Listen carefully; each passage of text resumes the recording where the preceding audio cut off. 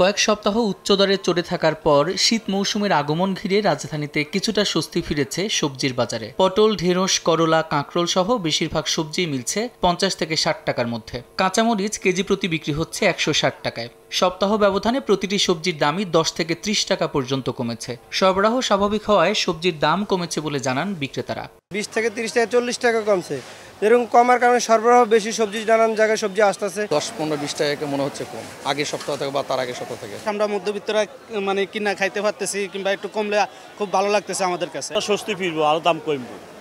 এখন তো সিজন, দাম কমবো আরো। 30 টাকার ভিতরে 40 টাকার ভিতরে থাকলে পরে স্বাচ্ছন্দ্যে মোটামুটি সবাই কিনতে পারে।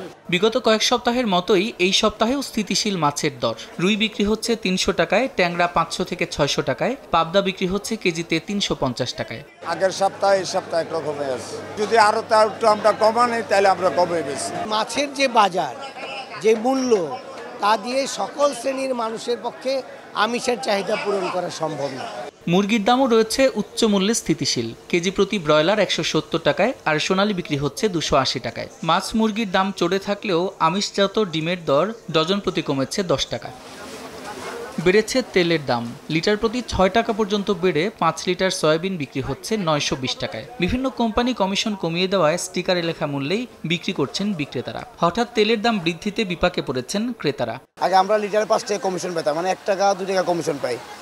গায়ে যা দাম লেখা ওই দামে তেল বিক্রি হতেছে। 3-4 লিটার বা 5 লিটার সয়াবিন তেল লাগে, দেখা যায় 30-40 টাকা সয়াবিন তেলের পাশে বাড়তি খরচ হচ্ছে। ক্রয় করে খুব কষ্ট করে আর অল্টারনেটিভ খুঁজতে হবে, আর অল্টারনেটিভ না থাকলে এটাকে আসলে ধরতে হবে, এর যে লাগাম, এর লাগাম টেনে ধরতে হবে। অন্যান্য মুদি পণ্যের দাম স্থিতিশীল বলে জানান বিক্রেতারা।